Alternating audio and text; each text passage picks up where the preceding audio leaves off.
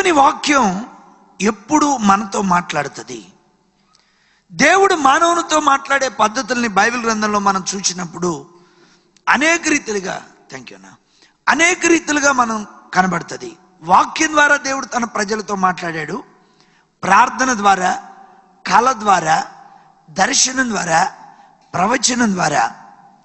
అయితే అన్నిటికంటే శ్రేష్టమైనది ఏంటంటే దేవుని వాక్యం.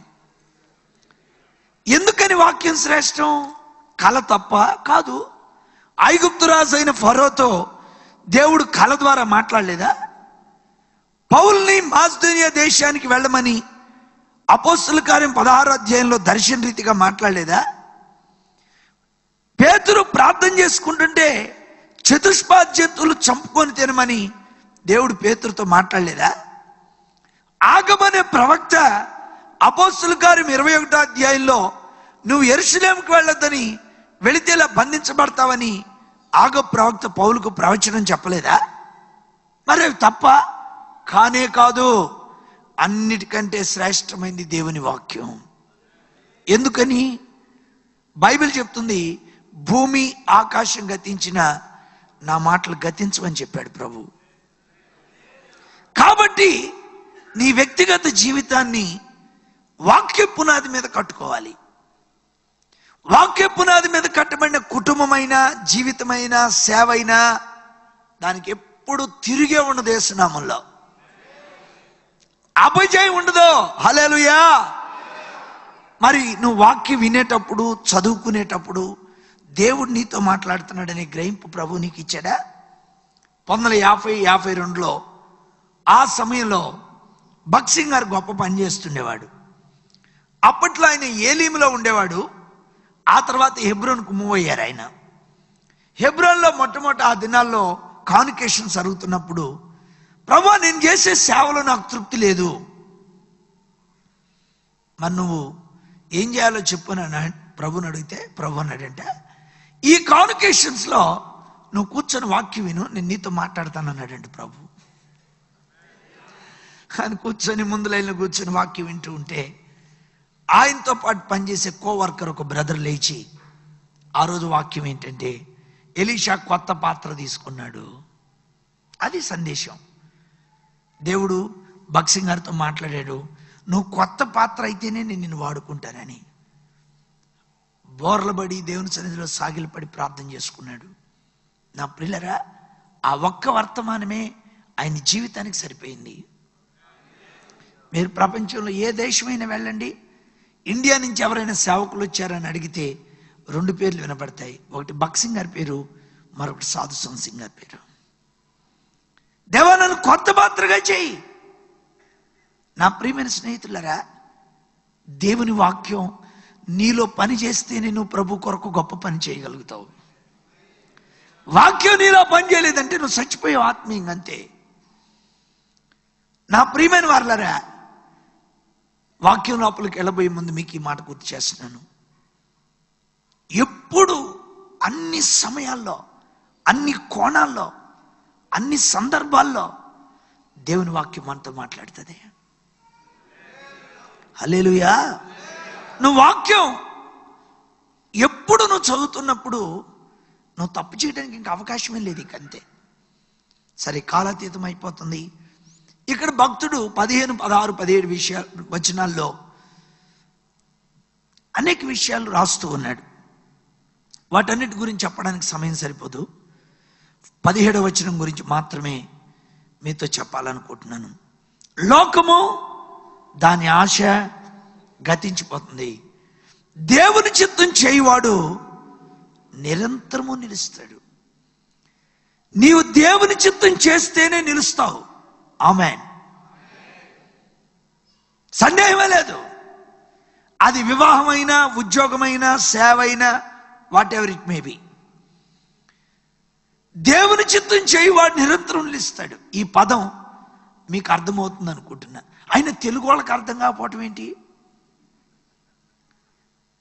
మెథడిస్టులు తెలంగాణలో పనిచేశారు, సిఎస్ఐ వాళ్ళు రాయలసీమలో పనిచేశారు, లూథరన్స్ గుంటూరును బేస్ చేసుకొని పనిచేశారు, గుంటూరు కృష్ణా జిల్లాలో, జీడిఎం గోదావరి డెల్టా మిషన్ వాళ్ళు వెస్ట్ ఈస్ట్ గోదావరి జిల్లాలో పనిచేశారు.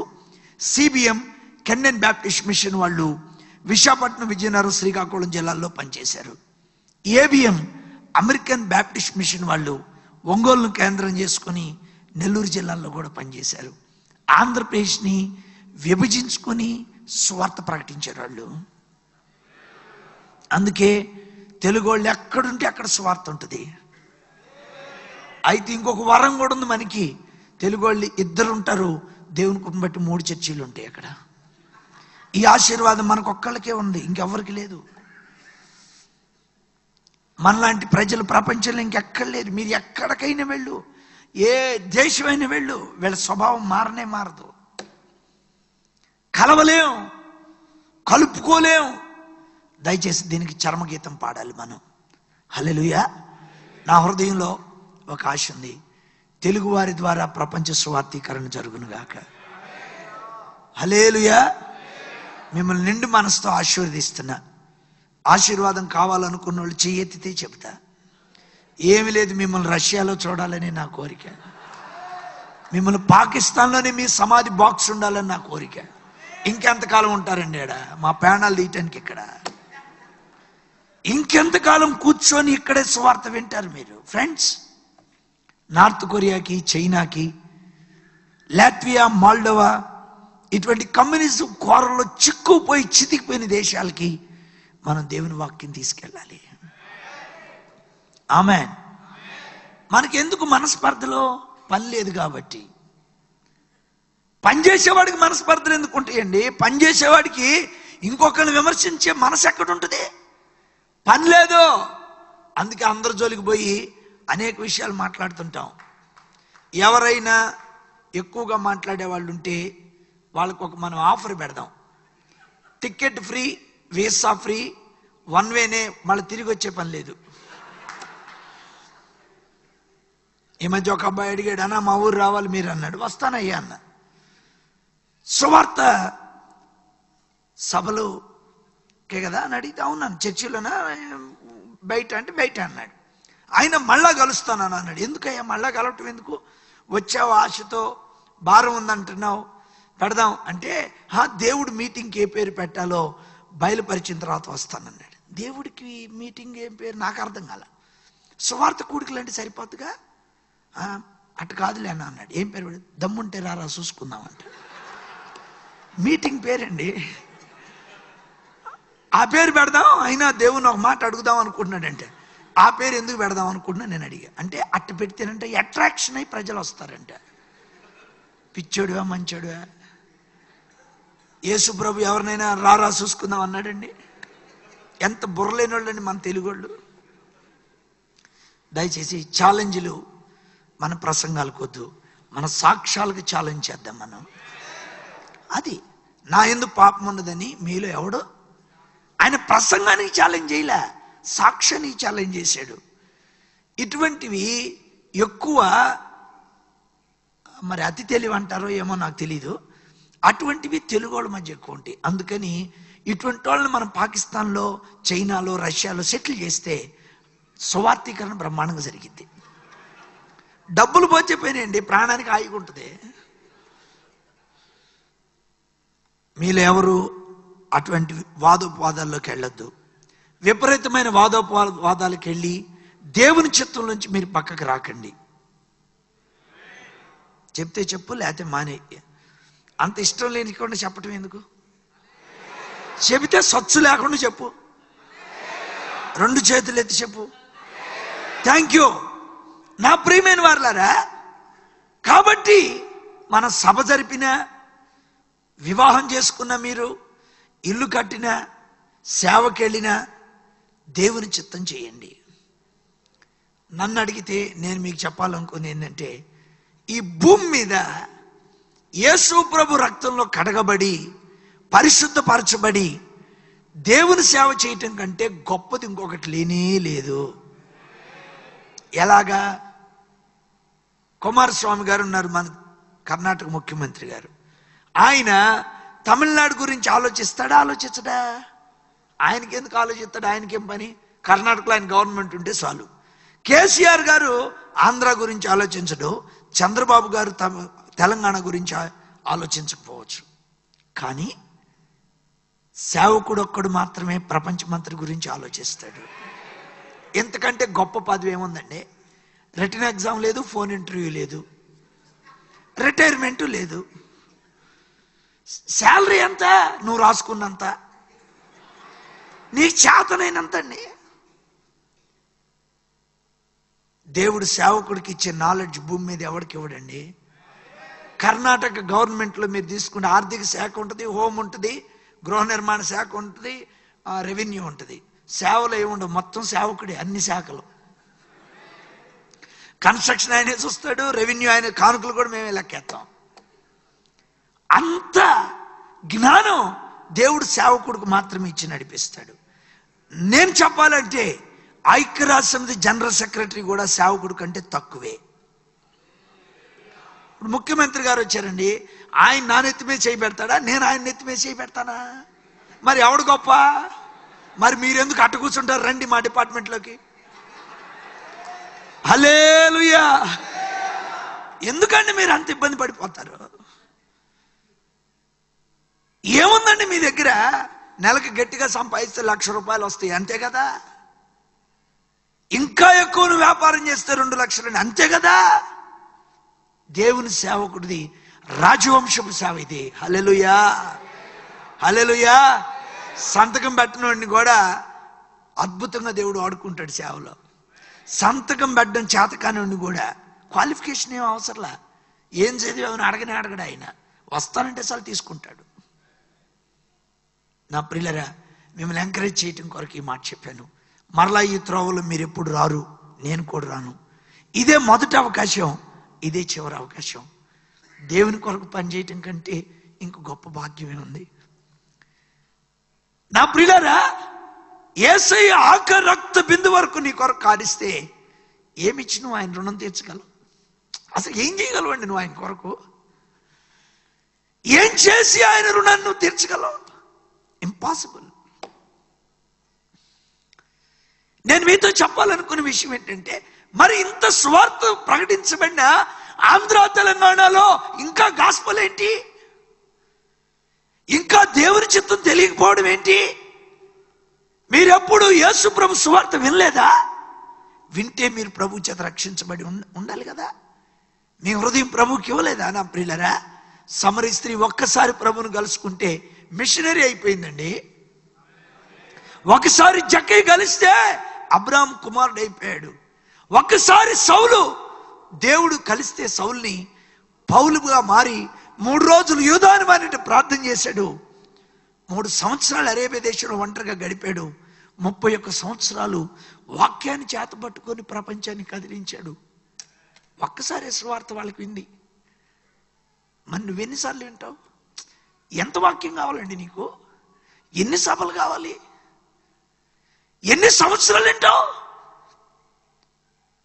నేను మీతో చెప్పాలనుకున్నది ఏంటంటే, నీ హృదయంలో దేవుని వాక్యం పనిచేయటం లేదు. పని చేస్తే నువ్వు ఖచ్చితంగా ఈ పాటికి మిషనరీ అయిపోయి ఉండాలి. పని చేయటం లేదు నా ప్రియులరా. వాక్యం వింటున్న దేవుని బిడ్డలారా, నువ్వు రక్షించబడ్డావా? ఒకవేళ రక్షించబడకపోతే ఈ సభలు ఎందుకు పెట్టబడ్డాయి?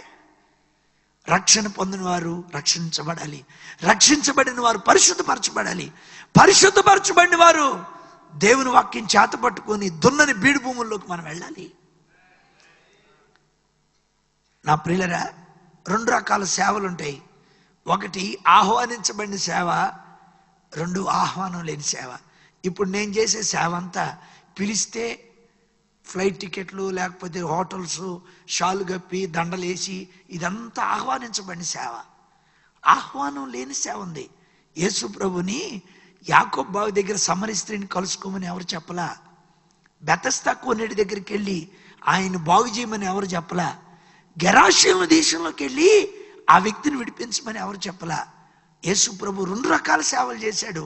పిలిచినప్పుడు వెళ్ళాడు, మిషనరీగా వెతుక్కుంటూ వెళ్ళాడు ఆయన. హల్లెలూయా. విలియం కేరీని ఎవరు పిలిచారు? ఆదోన్ రామ్ జడ్సన్ని బర్మాకి ఎవరు పిలిచారు? హయ్యర్ ధరని గుంటూరుకి ఎవడు పిలిచాడు? వాళ్ళకి ఎవరిచ్చారండి కానుక? ఎవరిచ్చారు? 70 సంవత్సరాల వయసులో 1841లో హయ్యర్ ధర ఒక చిన్న దానిలో బట్టలు సర్దుకొని వచ్చాడు ఆయన. ఎవరు చేశారండి ఆ పని? ఎవరు పిలిచారు వాడిని? మనం కూడా 2 రకాల పనులు చేయాలి. ద ఫస్ట్ ప్రయారిటీ, ఎవరు ఆహ్వానించిన స్థలానికి నువ్వు వెళ్ళాలి. ఆమేన్. అది ప్రభు చేశాడు. ఇంతకీ సువార్త మీరు ఎప్పుడో విన్నారు. మీరు మారు మనసు పొందకపోయినట్లయితే ఈ రాత్రి ప్రభుకు మీ హృదయం ఇవ్వండి. ప్రభు మిమ్మల్ని తన రక్తంలో కడిగి ఆయన కుమారులుగా కుమార్తెలుగా ప్రభు మిమ్మల్ని చేస్తాడు. మీరు ఆయన కుమారులు అయిన తర్వాత, పాపాన్ని మీరు విడిచిపెట్టిన తర్వాత, మీకు ప్రత్యేకంగా ఎవరు దేవుని చిత్తం చేయమని చెప్పాల్సిన అవసరంలే. మీకు తెలియకుండానే మీ కాళ్ళు ఆటోమేటిక్గా దేవుని చిత్తంలోకి వెళ్ళిపోతాయి. సమరీ స్త్రీ యాకోబు బావి దగ్గరికి వచ్చినప్పుడు, ప్రభువుని కలిసినప్పుడు ఆమె 2 పనులు చేసింది. 1, నీళ్లు తీసుకెళ్ళలేదు తిరిగి వెళ్ళేటప్పుడు. 2, ఆమె ఇంటికి వెళ్లకుండా గ్రామంలోకి వెళ్ళింది. ఎవడు చెప్పాడండి నీళ్లు తీసుకెళ్ళొద్దని? ఆమెకి యేసు ప్రభువుని కలిసిన తర్వాత నీళ్లు తీసుకెళ్లాల సంగతి మర్చిపోయింది. ఇంటికి వెళ్ళాలన్న సంగతి మర్చిపోయి గ్రామంలోకి వెళ్ళి నేను చేసినవన్నీ చెప్పిన వాడు క్రీస్తు కాడా అని చెప్పింది. అంటే నీ పాపాన్ని నువ్వు ఒప్పుకున్న తర్వాత నీ పాదాలు దేవుని చిత్తంలో నడుస్తాయి. ఆమేన్. నాకెప్పుడు ఈ విషయాన్ని చెప్పడానికి సంతోషిస్తాను. రూతు బోయోజు పొలంలోకి వెళ్ళి పరిగెత్తింది. అది బోయోజు పొలం అని ఎవడు చెప్పాడు ఆమెకి? ప్రభు నడిపించాడు అంతే. నేను మీ మధ్య కట్టొచ్చాను, ప్రభు నన్ను నడిపించాడు అంతే. ఒక 10 ఏళ్ల క్రితం బాంబేలో ఒక తమ్ముడు ఉండేవాడు. నేను ఆఫ్రికాకి వెళ్తుంటే ఒక చిన్న కూడికి పెడతానన్నా రమ్మన్నాడు. ఒక చిన్న ఫ్యామిలీ ప్రేయర్ లాగా పెట్టాడు. ఆ ఫ్యామిలీ ప్రేయర్లో గాంధీ అన్న నాకు పరిచయం అయ్యారు. గాంధీ అన్నతో ఉన్న పరిచయం వేదనాయకం అన్న దగ్గరికి తీసుకొచ్చినాయి. మరి ఇప్పుడు ఇంకెక్కడికి తీసుకుపోతాయో నాకు తెలియదు. నేను గాంధీ అన్న వెతకలా, గాంధీ అన్న నన్ను వెతకలా, దేవుడు మమ్మల్ని కలిపాడు. ఎందుకు మీకు ఈ మాట చెబుతున్నానంటే, మీరు ప్రభువు కొరకు నిర్ణయం చేసి పాపాన్ని విడిచిపెడితే మీకు పరిచయాలు కూడా అవి దేవుని చిత్తానుసారంగా ప్రభు నిర్మిస్తాడంతే ఆయన నామంలో. ఈ రాత్రి 2 విషయాలు మీతో చెప్పాలి నేను. ఫస్ట్, దేవుని చిత్తం కనుక నువ్వు చేయకపోతే ఎట్లుంటావు. సెకండ్, దేవుని చిత్తం చేస్తే ఎట్లుంటావు. ఆదికాండం 12వ అధ్యాయం 1వ వచనంలోకి మనం వెళ్దాం. 12 1వ వచనం.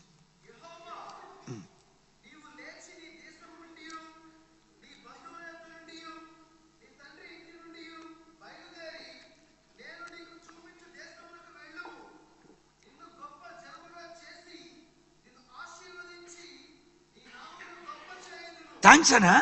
దేవుడు అబ్రాహాముతో మాట్లాడుతూ ఉన్నాడు. నీవు లేచి, ఈయన పునాదులు కలిగిన పట్టణం కొరకు ఎదురు చూసినటువంటి గొప్ప నీతిమంతుడు, ఎక్కడికి వెళుతున్నాడో ఎరుకనే బయలుదేరిన వ్యక్తి. అయితే దేవుడు ఏం మాట్లాడాడు? నీవు లేచి. క్లియర్గా దేవుడు చెప్పాడు నువ్వు రాని. అబ్రాము ఒక్కడే రాకుండా 2 తోడు తెచ్చుకున్నాడు. ఒక ఆయన పేరు తెరహు, 2 ఆయన పేరు లోతు. అబ్రాము యాక్చువల్గా ఊరనే ప్రాంతం నుండి బయలుదేరాడు.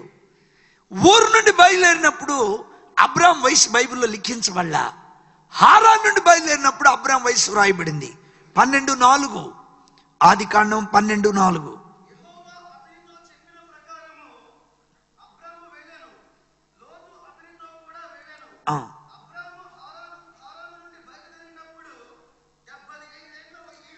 థ్యాంక్స్ అనా. హారాన్ నుండి బయలుదేరినప్పుడు 75 ఏళ్ల వయసు. హారాన్ నుండి ఎందుకు హారాన్ ఇక్కడ మెన్షన్ చేయబడింది? 11:32లో ఉంటుంది, చదవండి. ఆదికాండం 11:32.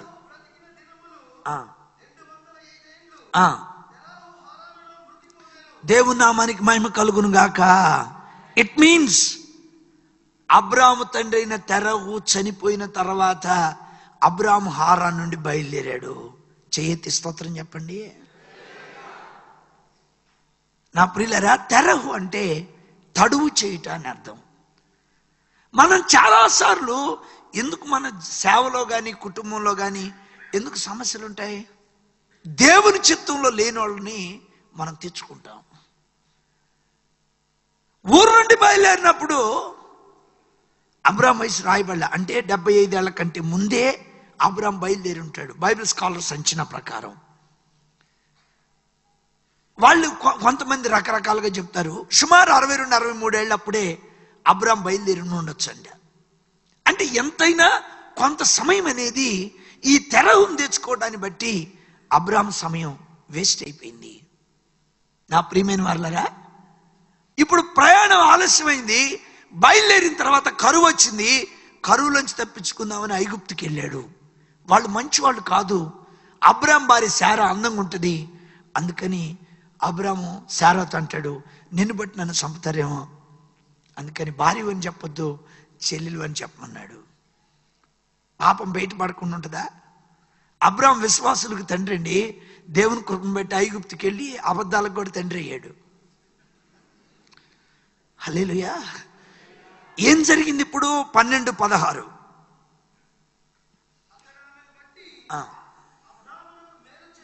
రైట్.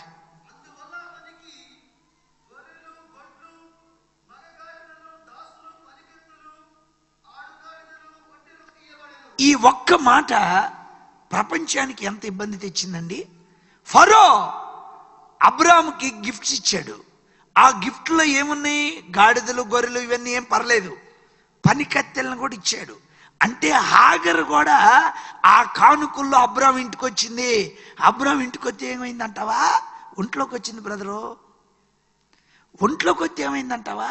ఇష్మాయిల్ పుట్టాడు. ఆయన పుడితే నీకేమైందంటావా?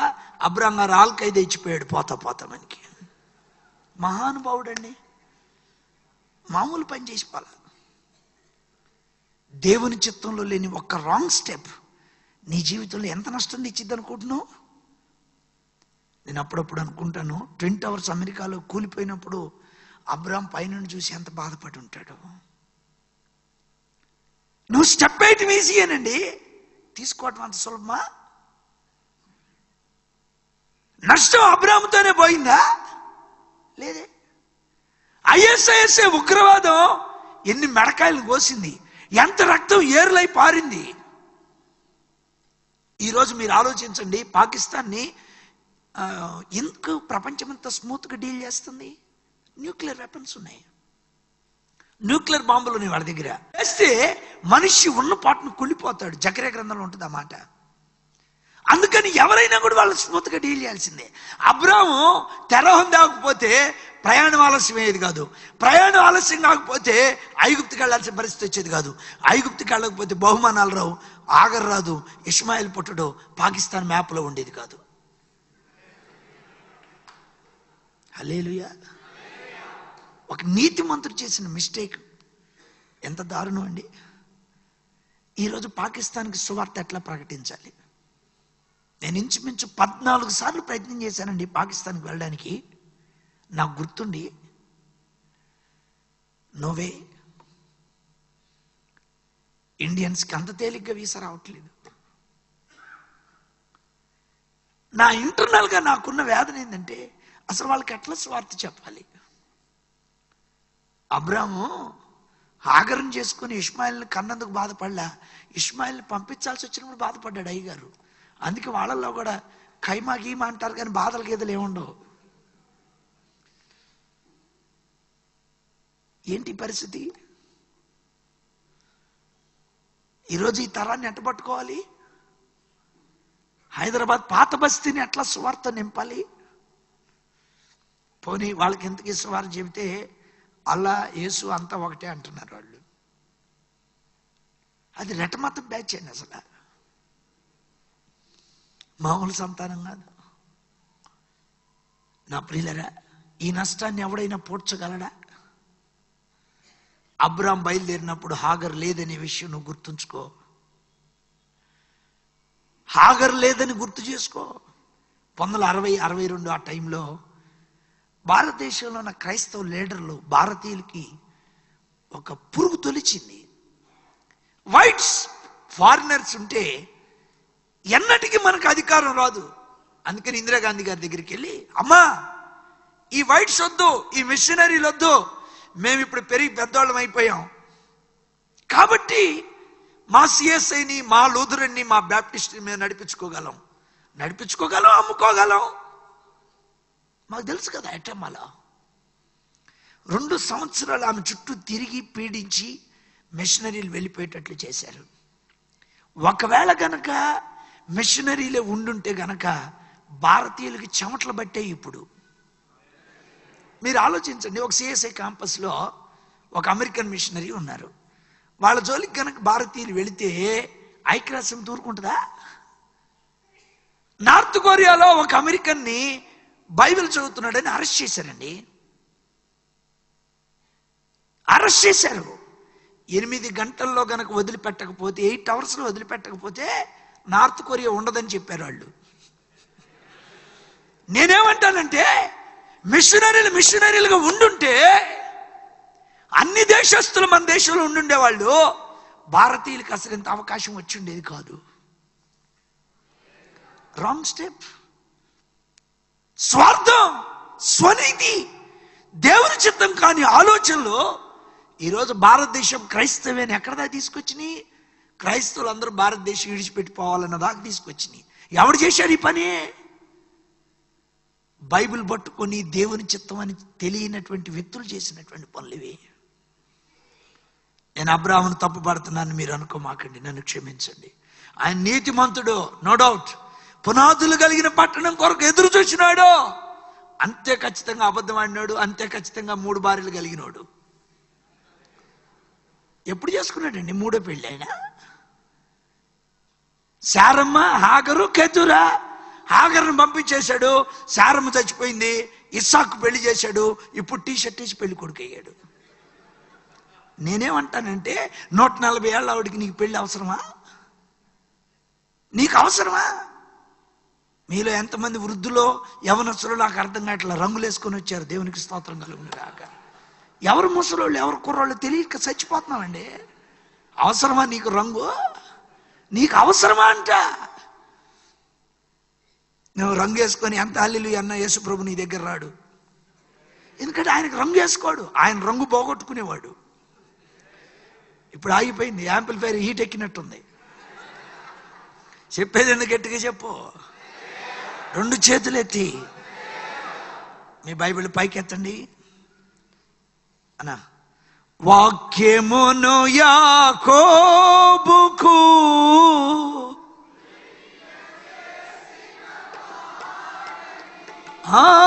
వాక్యమును యాకోబు తెలియజేసిన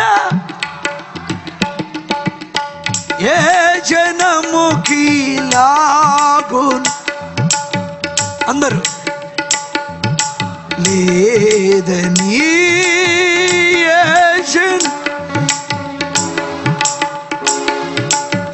చేసి 2 చేతులతో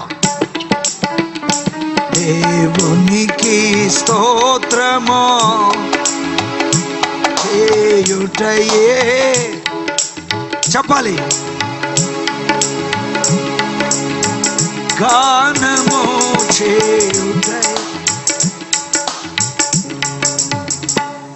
వాక్యమును యాకోబుకు తెలియజేసిన దేవుడు. నాకు చాలా బాధ అండి ఈ విషయంలో. అబ్రాహాముకి దేవుని ఎరకమును ఒక్క భార్యేనండి. దేవుని ఎరిగిన తర్వాత ఆశీర్వాదం ఎక్కువ, ఎక్స్ట్రా 2 చేసుకున్నాడండి. ఏం చెప్పాలి? ఎట్లా చెప్పాలా? నీకు వాక్యం తెలియకపోతే చెప్తానండి నేను. నీకు తెలుసు కదా వాక్యం, నీకు తెలియదా? నీ చేతిలో బైబిల్ ఉంది కదా సహోదరుడా, సహోదరి, నా ప్రియమైన వాళ్ళరా. మీరు గమనించండి, శారా కుమారుడైన ఇస్సాకు ఆస్తంతా పంచిపెట్టాడు అబ్రాహాం. కెతురా సంతానానికి బహుమానాలు ఇచ్చాడు, హాగర సంతానానికి ఏమీ ఇలా. ఇత్తే శారం ఊరుకోదు. ఎంతైనా ఆడవాళ్ళదే పెత్తనం అండి ఇంటో. మరి అంత పవర్ యేసు ప్రభు మీకు ఎందుకు ఇచ్చాడో నాకు అర్థం కాదు. అనౌన్స్మెంట్లో కూడా గవర్నమెంట్ లేడీస్ అండ్ జెంటిల్మెన్ అంటది, కానీ జెంటిల్మెన్ లేడీస్ అని అనదు. మిమ్మల్ని మొట్టమొదటి పెట్టకపోతే ప్రభుత్వం నిలవదని వాళ్ళకి తెలుసు. రైట్? నా ప్రియులారా, ఇక్కడ ఒక్క నిమిషం ఆగుదాం. హాగర్కి తిత్తులు నీళ్లు పోసిచ్చాడు. అబ్రాహాంకి ఫస్ట్ పుట్టినాడు కదా ఇష్మాయిలు. ప్రేమ ఉంది, బాధ ఉంది, ఏమి ఇవ్వలేకపోతున్నాన్ని. అందుకని ప్రభా ఈ చిన్నవాడిని జ్ఞాపకం చేసుకోమన్నాడు. ఇంకేముంది, ఆయిల్ అంతా వాళ్ళకి పోయింది, నీళ్లు అంతా మనకి వచ్చినాయి. పంపించేవాడు ప్రార్థన చేయకుండా పంపించిన పోయేది మన ప్రాణానికి. ఇప్పుడు నా అంతరంగంలో ఉన్నది మీకు అర్థమవుతుంది అనుకుంటున్నాను. ఇప్పుడు ఆ దుబాయ్ షేకులకి, మస్కట్, కువైట్లో ఉన్న షేకులకి సువార్త ఎట్లా చెప్పాలి?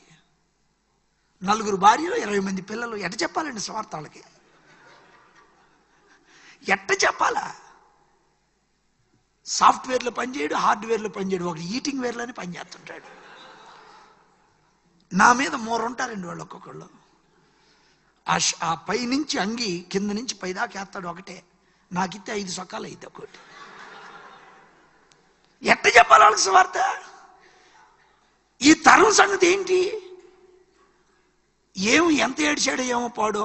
ఆ సౌదీ అరేబియా వెళ్తే వాళ్ళు చెప్పారు, ఒక ఆయిల్ పంపు భూమిలో దించితే మినిమం 120 ఏళ్ళు వచ్చిందంట. ఆయిల్ 120 సంవత్సరాలు తగ్గకుండా వచ్చిందంట. ఎంత ప్రార్థన చేశాడో, ఏడ్చి మరి దేవుని కూడా ఆయిల్ పోసి వదిలిపెట్టాడు. ఏం చేయాలండి? దేవుని చిత్తం కాని ఒక రాంగ్ స్టెప్ ఈరోజు యావత్ ప్రపంచానికి ఒక ముళ్ళైపోయింది.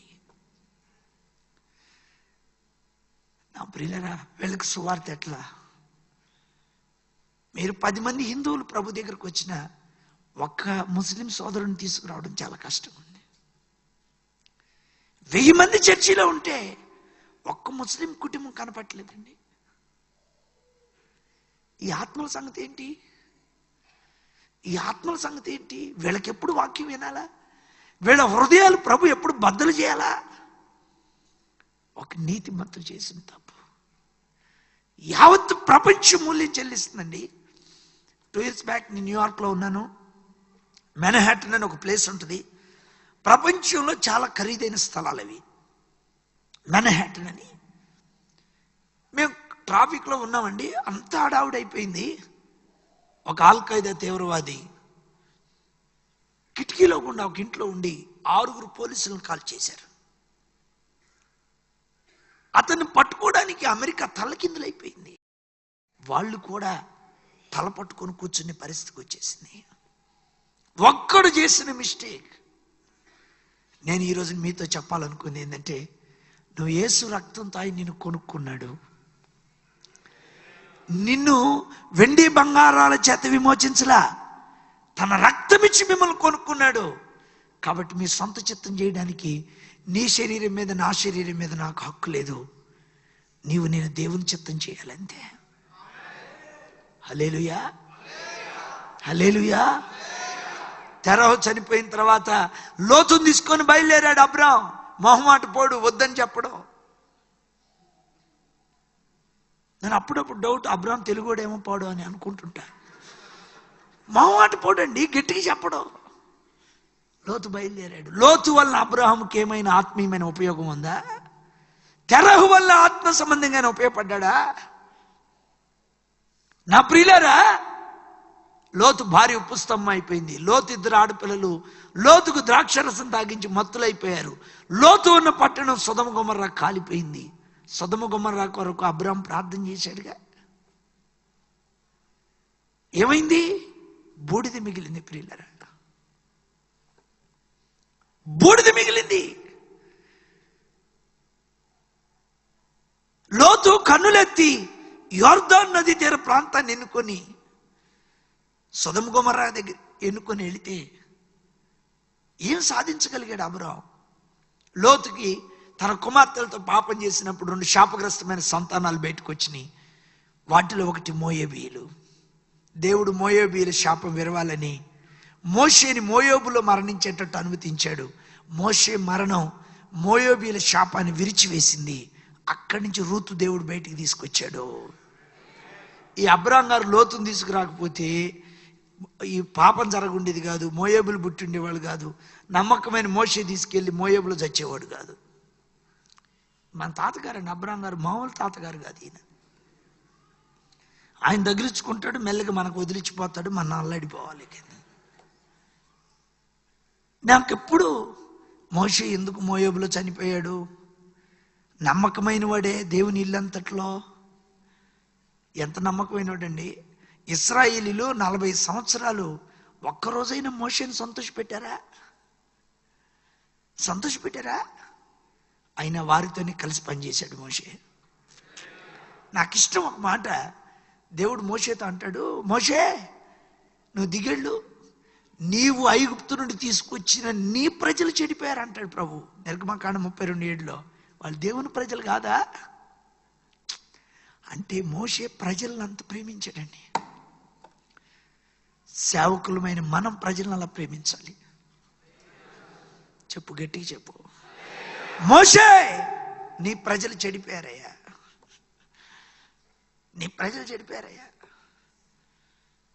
నా ప్రియులారా, నువ్వు మాకొద్దయ్యా, వేరే నాయకుడిని నియమించుకొని మేము ఐగుప్తుకి వెళ్తామంటే వాళ్ళతోనే కలిసి పనిచేశాడు 40 ఏళ్ళు. ఈ రాత్రి మీరు మాకు వద్దండి, మీ వాక్యం మాకు ఇబ్బందిగా ఉందని అంటే రేపు రమ్మంటే వస్తాను నేను. పిలిచి షాలు కప్పితేనే అంతంత మాత్రం సేవ. ఈరోజు ఇక వద్దంటే వచ్చేటట్ట. ఇంకా నా పిల్లరా, 6 లక్షల మందికి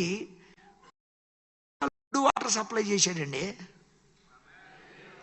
3 రోజులు మీటింగ్ పెట్టిన తర్వాత, మీటింగ్ పెట్టిన పాస్టర్ గారికి 4వ రోజు ఫోన్ చేస్తే ఫోన్ ఎత్తట్లా. ఇప్పుడు టైర్డ్ అయిపోయాడంట. మరి ఏం టైర్డ్ అయ్యాడు ఏమో మనకు తెలీదు. 40 సంవత్సరాలు కంటిన్యూగా పగలు రాత్రి విరామం లేకుండా పనిచేసిన దైవజనుడు ఆయన. అమేజింగ్, ఎంత గొప్ప విషయం. అందుకే నాలాంటి ప్రవక్త మీలో ఒకడు పుడతాడు. మోషే మోయాబులో మరణిస్తే దేవుడు రూతుని అక్కడి నుంచి లేపాడు. అసలు ఎందుకు ఈ పరిస్థితులు ఎందుకు వచ్చినాయి? నేను మీతో చెప్పాలనుకుంది ఏంటంటే, నువ్వు దేవుని చిత్తంలో నుంచి ఒక్కడుగు కూడా పక్కకి వెళ్ళొద్దు. నువ్వు దేవుని చిత్తంలో లేని $10,000 నీకు నెమ్మది ఇవ్వలేవు. ఆయన చిత్తంలో ఉన్న 10 పైసలు నీ జీవితానికి సరిపోతాయి. ఆయన చిత్తంలో ఉన్న 10 పైసలు సరిపోతాయి నీకు.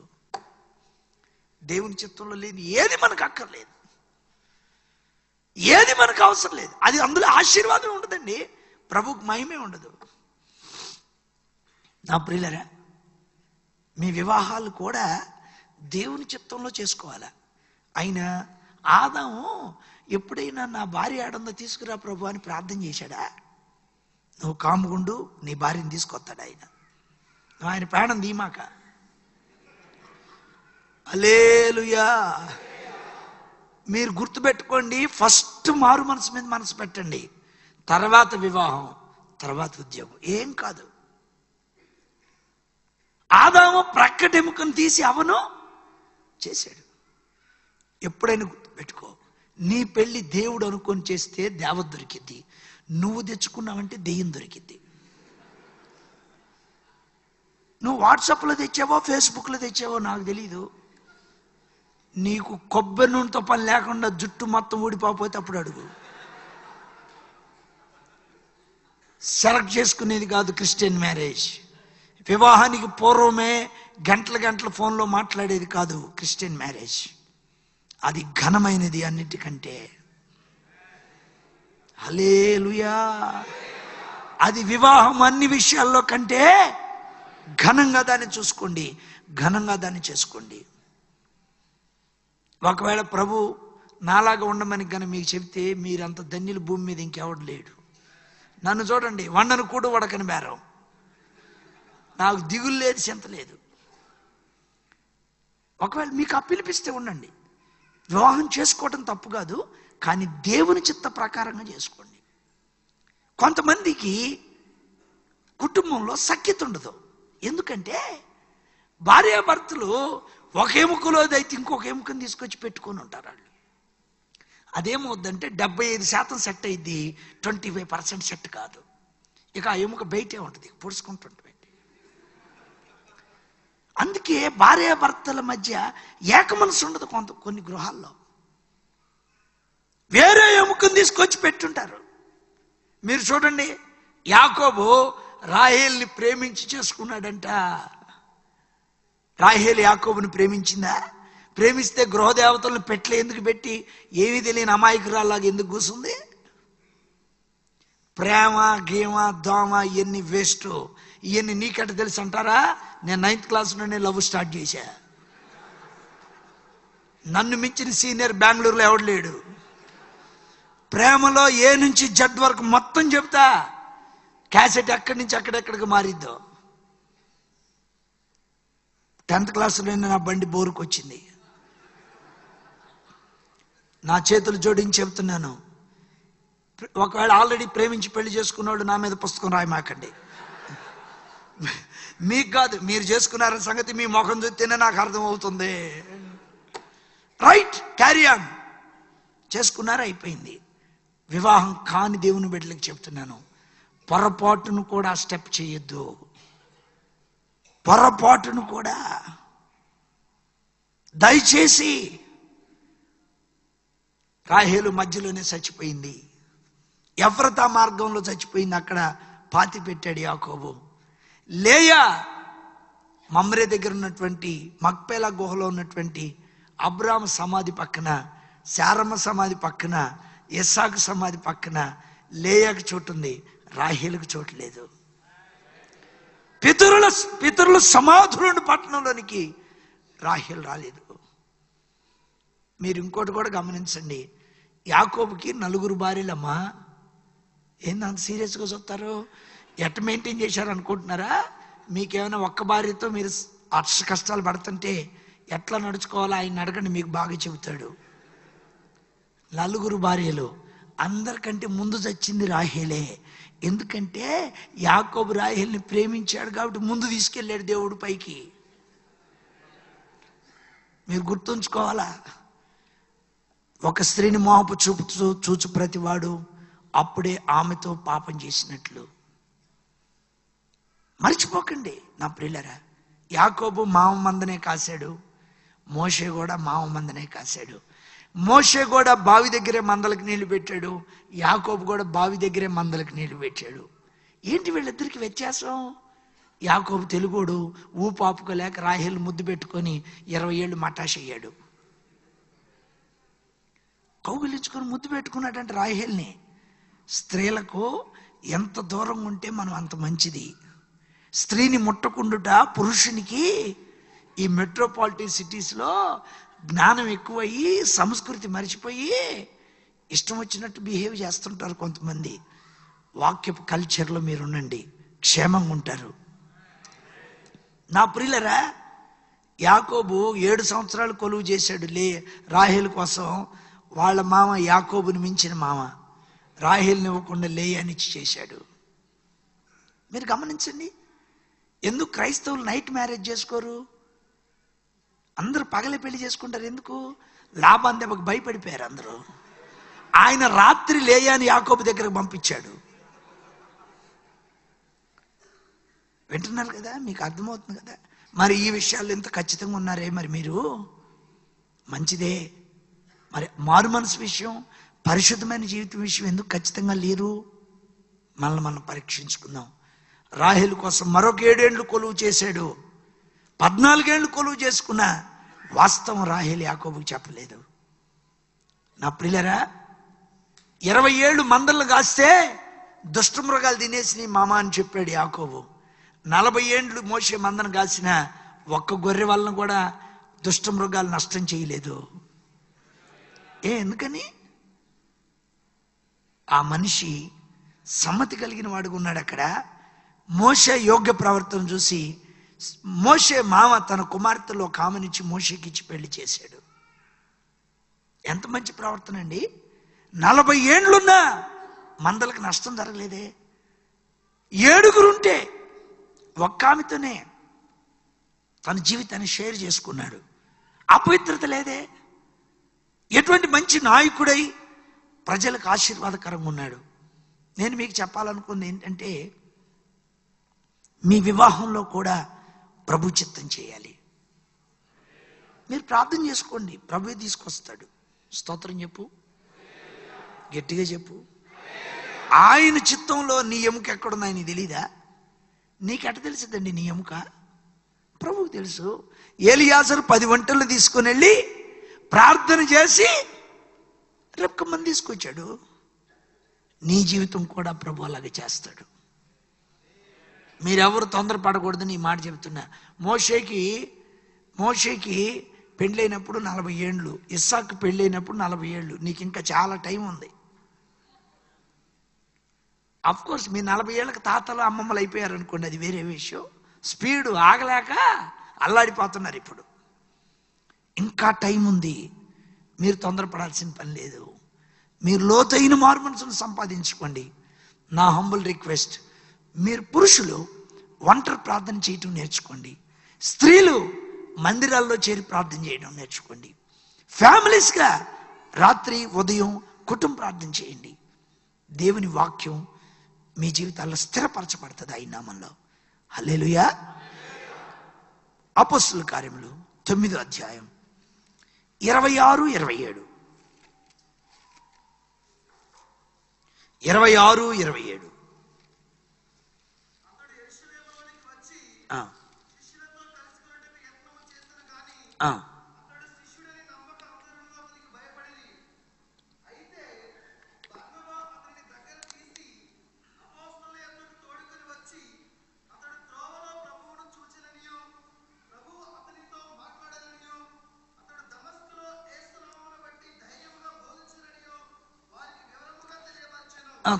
చాలనా? Thank you so much. మీరు గమనిస్తే సౌలు దమస్కు దగ్గర దేవుడు సౌలును దర్శించాడు. దమస్కులో సంఘాన్ని పాడు చేయడానికి వెళ్తున్నాడు. ఇది మీకు బాగా తెలిసిన విషయమే. అయితే దేవుడు దమస్కు దగ్గర దర్శించి సౌలుని పౌలుగా మార్చాడు. ఆమేన్. ఇప్పుడు పెద్దల దగ్గరికి పౌలు వెళితే నువ్వు మారావంటే మేము నమ్మమండి అంటున్నారు వాళ్ళు. వాళ్ళ భయం వాళ్ళది. ప్రార్థన చేయమని కళ్ళు మూసుకున్న తర్వాత కత్తి తీసుకొని పొడిచాడు అనుకున్నా, అందుకని వాళ్ళు నమ్మమంటున్నారు. బర్నబా దగ్గరికి తీసి అపోస్తులకి పౌలును పరిచయం చేశాడు. మీరు జాగ్రత్తగా వినండి. నేను మారక మునుపు నన్ను చూసి మీరు భయపడ్డారు, మారిన తర్వాత నేను మీకు భయపడాలా? రేపొద్దున్నే పాల్ ఇంటర్నేషనల్ మినిస్ట్రీస్ అని బెంగళూరులో రిజిస్టర్ ఆఫీస్కి వెళ్ళి రిజిస్ట్రేషన్ చేశాడా పౌలు? రిజిస్ట్రేషన్ చేశాడా? నేను మీకు చెప్పాలనుకుంది ఏంటంటే, పెద్దలు నమ్మే వరకు పౌలు విధేయుడై ఉన్నాడు. ఇంకొక మినిస్ట్రీ పెట్టలేదు. హల్లెలూయా. ఇప్పుడు మినిస్ట్రీలు ఎక్కువైపోయినాయి, సేవ తక్కువైపోయింది. ఎవరికి బాధ కలిగితే వాళ్ళు ఇంకో రిజిస్ట్రేషన్ చేస్తున్నారు. సేవ అంటే మినిస్ట్రీస్ పెట్టడం, విమానాల్లో తిరగటం, దేశాలకు వెళ్ళడం, సంఘాలు కట్టడం, సొంత విమానం కలిగి ఉండడం, ఇవన్నీ సేవ అనుకుంటే మీ భ్రమ. అది దేవుని దృష్టిలో గడ్డి పరక కంటే హీనమైంది. సేవ అంటే ఏంటి? యేసు ప్రభులాగా జీవించటం, దేవుని చిత్తం చేయటం, అంతే. గట్టిగా చెప్పట్లే మీరు? మీరందరూ ఎట్టున్నారంటే మేము రేపు పొద్దునే పెట్టాలని ప్లాన్ చేసుకుంటే ఈ రాత్రి ఇది చెప్పేవి అన్నట్టున్నారు. మీరు వింటున్నారా? పౌలు దమస్కు దగ్గర దర్శనం పొందాడు. అపోస్తలుల కార్యం 24, 26 ప్రకారం పౌలు దగ్గర డబ్బుంది. రోమా పౌరుడు, గమలీయేలు యూనివర్సిటీలో బాగా చదువుకున్నాడు. వన్స్ అగైన్ డబ్బుంది, దర్శనం ఉంది, యూనివర్సిటీలో చదువుకున్నాడు, రోమా పౌరుడు. ఆయన సంతకం పెట్టడం చేతగాని పేతురు కింద పనిచేశాడు. అది దేవుని చిత్తం అండి. హల్లెలూయా. గట్టిగా చెప్పు. మరి నువ్వేమనుకుంటున్నావు? యవనస్తులు చాలా మంది ఉన్నారు. 2 పాటలు నేర్చుకుంటారు, ఓ 10 నిమిషాలు వాక్యం చెప్పడం నేర్చుకుంటారు, మెల్లిగా ఒక గుడి చేస్తారు. మే నెలలో తుఫానుకి ఆ గాలికి లేచిపోద్ది. అది మీకు అర్థమవుతుందా? మీరు చెప్పండి, అందరికంటే ఎక్కువ సంఘాలు కట్టిన వ్యక్తి ఎవరు? మీరు ఏ క్వశ్చన్ ఇచ్చినా ఆన్సర్ పౌలు అని చెప్పాల్సిందే. అందరికంటే ఎక్కువ మంది శిష్యులను తయారు చేసింది ఎవరు? పౌలు. నువ్వు దేవుని చిత్తం చేస్తే ప్రపంచానికి ఆశీర్వాదకరంగా ఉంటావు. చెప్పు గట్టిగా హల్లెలూయా. ఒకవేళ నీ చిత్తం చేస్తే బెంగళూరు చుట్టూ తిరుగుతావు, దేవుని చిత్తం చేస్తే గ్లోబ్ నీ చుట్టూ తిరిగిద్ది. నేను ఆశీర్వాదకరంగా ఉన్నాను అని చెప్పగలను నేను. ఎందుకు? నేను మినిస్ట్రీ పెట్టలేదు కాబట్టి. నేను కనుక ఈ ఓలీ మినిస్ట్రీస్ని పెట్టుంటే ఎప్పుడో గోదావరిలో కలిసి ఉండేది ఇది.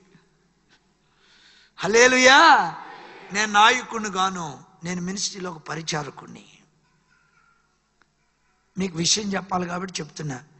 ఇందాక మీకు చెప్పాను, నన్ను రక్షణలోకి ఒక బ్రదర్ నడిపించాడు అని. మేము 5గురు అండి అందరం. 5గురులో ఒక అతను నన్ను ప్రభులో నడిపించాడు. మా 5గురులో 4గురికి వివాహాలు కాలేదు 92లో. అయితే మా అందరిలో ఒక అతనికి వివాహం అయింది. ఆయనకి ఆర్థికమైన ఇబ్బందులు ఉన్నాయని గుంటూరును వదిలిపెట్టి హైదరాబాద్కి వెళ్ళి మినిస్ట్రీ పెట్టాడు. అక్కడ రిజిస్ట్రేషన్ కూడా చేశాడు. ఆయన ప్రెసిడెంటు, భార్య వైస్ ప్రెసిడెంటు, కొడుకు సెక్రటరీ, సంఘస్థులు ఒక్కళ్ళే వస్తారు, వాళ్ళు ట్రెజరరు. నేను విమర్శించట్లే, విషయం చెప్తున్నా. హైదరాబాద్లో సంఘస్థాపన చేయడానికి వెళ్ళాడు. వాళ్ళ అబ్బాయిది పుట్టినరోజు. డాడీ నాకు కొత్త డ్రెస్ కొనివ్వా, కొత్త బండి కొనిపెట్టు. ఒక్కడే కొడుకు పాపం, కొనిపెట్టాడు. బండి వేసుకొని అట్లా బయటికి వెళ్ళాడు. 10 నిమిషాల తర్వాత పాస్టర్ గారికి కబురు వచ్చింది, నీ కుమారుడు యాక్సిడెంట్లో చచ్చిపోయాడని. ఆ సేవకుడు ఎట్టుంటాడండి మీరు చెప్పండి? నేను హైదరాబాద్ వెళ్ళి పలకరించడానికి వెళితే ఇట్లా వెనక్కి పడిపోయాడు. అన్న ఏమన్నా అయిద్దేమని భయపడిపోయా నేను. నా ప్రియులరా, ఏం సేవ చేయగలడు ఆయన? నన్ను రక్షణలోకి నడిపించిన నా మిత్రుడు వాళ్ళ కజిన్ సిస్టర్ బాగా ఏడ్చింది, అయ్యా నా కూతురు నువ్వు చేసుకోవాలా అని. ఆ పోరు తట్టుకోలేక వాళ్ళ అమ్మాయిని చేసుకున్నాడు. ఆ విగ్రహారాధికురాలు ఇంట్లో గుడి పెట్టింది. 3వ వ్యక్తి గుంటూరులో సేవ ప్రారంభించాడు, మినిస్ట్రీ పెట్టాడు. పిల్లరా, రోజుకు 9 గంటలు ప్రార్థనలో గడిపేవాడు. అన్నంలో నీళ్లు పోసుకొని తినేవాడండి, కూరలేక.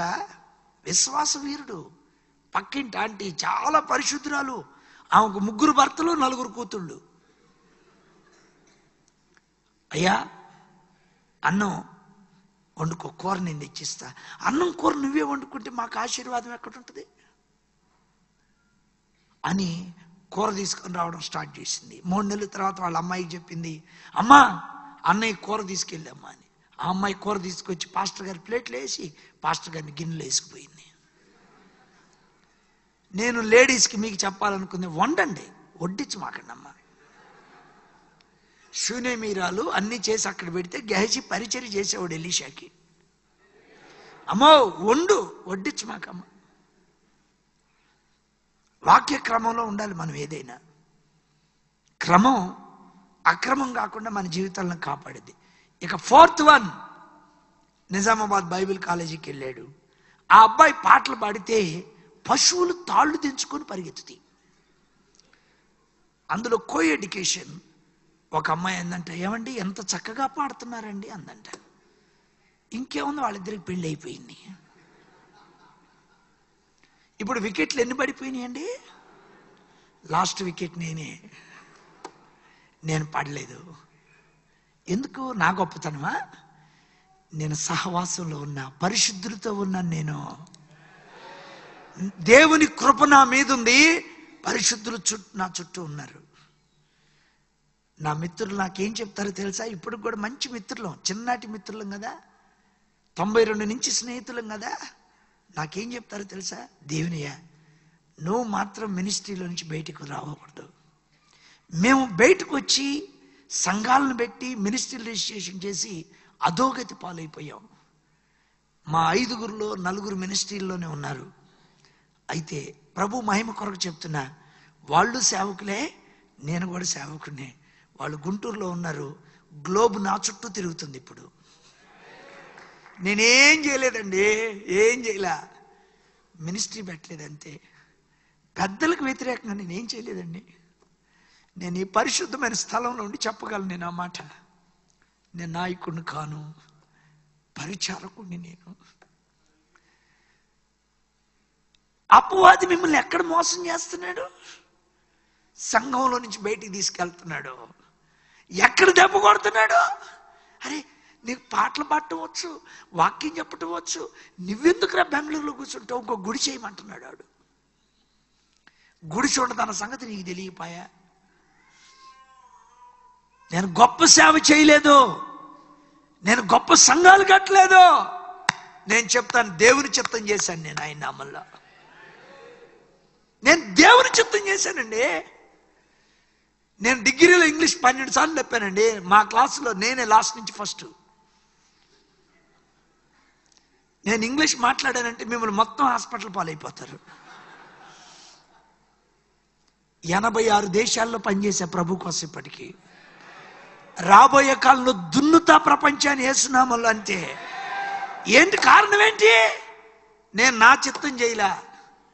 నా బంధువులు అడిగారండి, నేను హిందూ కుటుంబం నుంచి వచ్చాను. అయ్యా, నువ్వు మా కులమే, మేము నీ కులమే, ఇద్దరం కలిసి గీక్కుందాం రమ్మని. నేను చెప్పాను, ఈ కులంతో సచ్చి 13 ఏళ్ళు 19 ఏళ్ళు అల్లాడిపోయాను. నా కులం వద్దు. నన్ను ఇక్కడ నడిపించాడు, ఈ పరిశుద్ధులు నాకు భక్తి పాఠాలు నేర్పారు, ఇక్కడే ఉంటా చచ్చిపోయే వరకు. ఆ తీర్మానాలే మమ్మల్ని ఇప్పటి వరకు సేవలు ఇలా నిలబెట్టినాయి. అంతే. హల్లెలూయా. నా ప్రియమైన స్నేహితులరా, పౌలు, మేము నమ్మవయ్యా, మేము నమ్మం, నువ్వు మారావంటే మేము నమ్మమంటే అక్కడే ఉన్నాడండి పౌలు. బర్నబా తీసుకొచ్చి పౌల్ని పెద్దలకు పరిచయం చేశాడండి. మీరు వింటున్నారా? పేతురుని తీసుకొచ్చి చెరసాల్లో ఎత్తే ఆయన నిద్రపోయాడండి. పౌలుని తీసుకొచ్చి చెరసాల్లో ఎత్తే ఆయన నిద్రపోడు, ఎవడు నిద్రపోనేడు. భూకంపాలు తీసుకొస్తుంటాడు ఆయన. చెరసాలను మందిరంగా మారుస్తుంటాడు. హల్లెలూయా. నువ్వు దేవుని చిత్తం చేయి. స్పిరిచువల్ ఎర్త్కేక్ వచ్చింది నీ ద్వారా ఆయన నామల్లో. నీ ప్రసంగాలకు ప్రజలు మారతారనుకుంటే నీ భ్రమ, నీ పాటలకు ప్రజలు మారతారనుకుంటే నీ భ్రమ. నీవు దేవుని చిత్తం చేయటంలోనే నీ బలమంతా అయినా మళ్ళా. అసలు పాటలు నువ్వు రాసావంటే ఎట్ట ఒప్పుకుంటాను నేను? పాటలు ఎవరైనా రాశారంటే నేను ఒప్పుకోనండి ఆ విషయానికి. ఎందుకని? పాటలన్నీ దావీది. ఆయన రాస్తే ఆయన రాసిన పదాల నుంచి ఒకటి తీసుకొని మన రచన, స్వరపద కల్పన, గానం, గాత్రం, ఆత్రం. ఏందండి? మళ్ళీ ఆల్బమ్ మీద నీ ఫోటో. ఏంది? నీకెవడిచ్చాడండి పాటలు రాసే అంతా? దావీదు దగ్గర కాపీ కొడితే మనమంతా మనం పాడుకునే పాటలన్నీ ఎవరివేవి? దావీదు రాసిన కీర్తనలో పదాలు తీసుకొని రాస్తున్నామండి.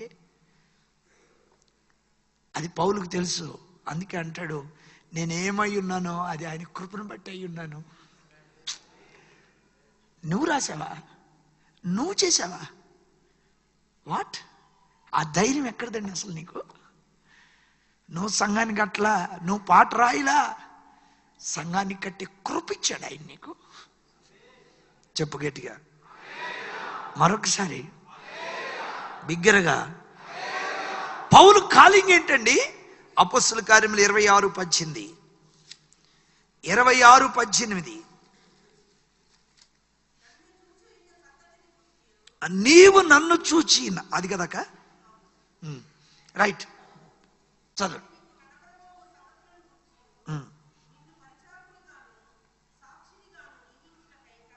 ఎందుకు కనపడ్డాడంటే దేవుడు నేను రెవరెండ్ గానో బిషప్ గానో చేయడానికి కనపడలా. ఆయన నేను పరిచారకుడిగా, సాక్షిగా చేయడానికి. హల్లెలూయా. పౌలు లేకపోయినాయి. సమాజ మందిరపు అధికారులు ఏం చేయలేకపోయారు, ప్రధాన యాజకులు ఏం చేయలేకపోయారు. రెవెన్యూలు గాను ఒక దైవజనుడు ఉద్యమం ఎందుకు ఆలస్యం అవుతున్న బుక్లో రాస్తా అంటాడు, దెయ్యాలంట పౌలు చచ్చిపోయే వరకు కాముగా ప్రశాంతంగా పడుకుందాం వెళ్ళి, ఎటు కూడా మనం ఏం చేయలేమనుకున్నాయి అంటే. హల్లెలూయా. నువ్వెటువంటి సేవ చేయాలనుకుంటున్నావు? 3 మిషనరీ ప్రయాణాలు చేసి యెరూషలేముకి వెళ్ళి రిపోర్ట్ సబ్మిట్ చేశాడు. పెద్దలకు లోబడ్డాడు. నాయకత్వాన్ని ఎప్పుడు ధిక్కరించలేదు. బాగా ప్రసంగం చేయగలిగిన వాడైనా, గొప్ప స్వస్థ వరం ఉన్నా అందరికంటే ఎక్కువ ప్రయాసపడ్డా పెద్దలు కూర్చున్న యెరూషలేములో ఉన్న పెద్దలకి ఆజ్ఞలకు లోబడి పనిచేశాడు. అందుకే ప్రభు చిత్తం సంపూర్ణంగా చేశాడు. హల్లెలూయా. యవనస్తులారా గుర్తుపెట్టుకోండి, మీరు నాయకత్వానికి లోబడినప్పుడు గొప్ప సేవ చేయగలుగుతారు. మోషే 2 రాజులను జయిస్తే యెహోషువ 31 మంది రాజులను జయించాడు. చెప్పు గట్టిగా.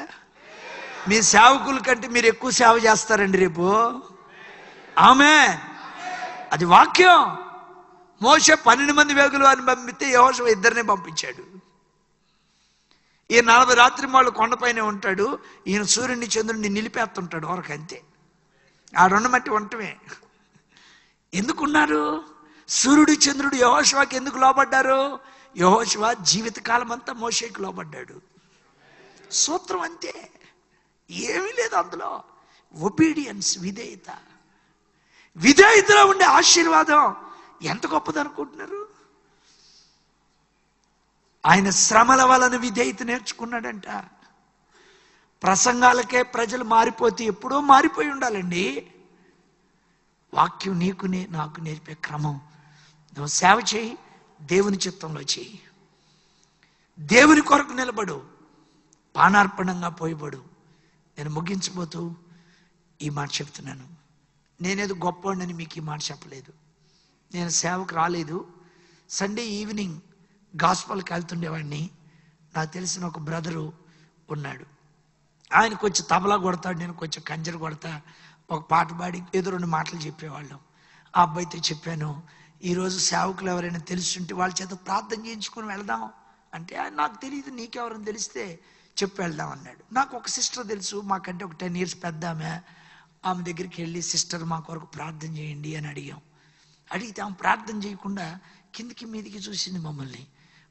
ఈ పై గుండి తీసి ఉంచాం. ఆ సిస్టర్ అన్నారు, అయ్యా ముందు మీరు గుండి పెట్టుకోండి, మీరు గుండి తీసి వాక్యం చెప్తే కూర్చున్నోడు సొక్కా వాడు తీసుకొని వాక్యం వింటాడు. ప్రభువుకు మహిమ కొరకు కలుగునట్లుగా చెప్తున్నా. నేను ఏం ఆలోచించకుండా గుండి పెట్టుకున్నాను. నేను నా పక్కన అతను గుండి పెట్టుకోవాలా, సీరియస్ అయిపోయాడు. నేను అడిగాను, ఏంటి గుండి పెట్టుకోలేదంటే, గుండి పెట్టుకోమని బైబిల్ ఏడందో చూపించన్నాడు. ఆరోను చొక్కా గుండీలు ఉంటే ఏమో ఉంది, నాకు తెలియదు ఆ సంగతి అప్పుడు. నేను గుండీని బట్టి మన ఇద్దరం ఎందుకు పోట్లాడుకోవాలి? నువ్వు గుండి పెట్టుకో, మాక నేను పెట్టుకుంటా, మన ఇద్దరం సమాధానంగా ఉందాం. గుండి పెట్టుకున్నోడిని నేను సేవకున్నయ్యా. గుండి పెట్టుకున్నోడు ఈ రోజుకి కూడా హైదరాబాద్లో ప్రైవేట్ స్కూల్లో లెక్కలు రాసుకుంటున్నాడు. విధేయతకు అంత బలం ఉంది, గుర్తుపెట్టుకోండి. విధేయతకు అంత బలం ఉంది స్నేహితులరా. ఈ మధ్య వాళ్ళ ఊరు వెళ్ళాను సువార్తకి. వాళ్ళ అమ్మ అడిగింది, అయ్యా నువ్వు కారులో తిరుగుతున్నావు, మా వాడికి ఇంకా ఉప్పు పప్పు నెలలా పంపించాల్సి వస్తుంది, ఏందయ్యా ఆశీర్వాదం ఎక్కడి నుంచి వచ్చింది? నేను చెప్పా, గుండీలో నుంచి వచ్చిందమ్మా, గుండీలో నుంచి వచ్చిందమ్మా. దేవునికి విధేయులు కండి, వాక్యానికి విధేయులు కండి. ఈ మోడర్న్ టెక్నాలజీ వద్దు, ఈ యూట్యూబ్లో ఏమొద్దు, ఏమొద్దండి. ప్రభు మిమ్మల్ని పైకి తీసుకెళ్తాడు. అన్నా మీరు కూడా యూట్యూబ్లో ఉన్నారు కదా. నేను పనిచేసే మినిస్ట్రీలో ఫోటో ఉండదు, యూట్యూబ్ ఉండదు. నేను అమెరికాలో ఇచ్చిన వర్తమానాలు వాళ్ళు పెట్టుకున్నారు, హోలీ మినిస్ట్రీస్ పెట్టదు. నేను టీవీ స్పీకర్ను కాదు, ఒక గ్రామ సేవకుడిని. ఆయన నన్ను పైకి ఎత్తాడు కాబట్టి 86 దేశాల్లో పనిచేశాను నేను. టీవీలు కాదు మిమ్మల్ని పైకి తెచ్చేది, దేవుని చిత్తంలో నిలబడి ఉండండి, మిమ్మల్ని ప్రభు పైకి తెస్తాడు. తొందరపడద్దు, గ్రహపాటును తప్పు చేయొద్దు, దేవుని చిత్తంలోంచి పక్కకి వెళ్ళొద్దు. నా ప్రియులరా, భారంతో నేను మీకు ఈ మాటలు చెప్తున్నా. దేవుని చిత్తం చేయవాడు నిరంతరం నిలుస్తాడు.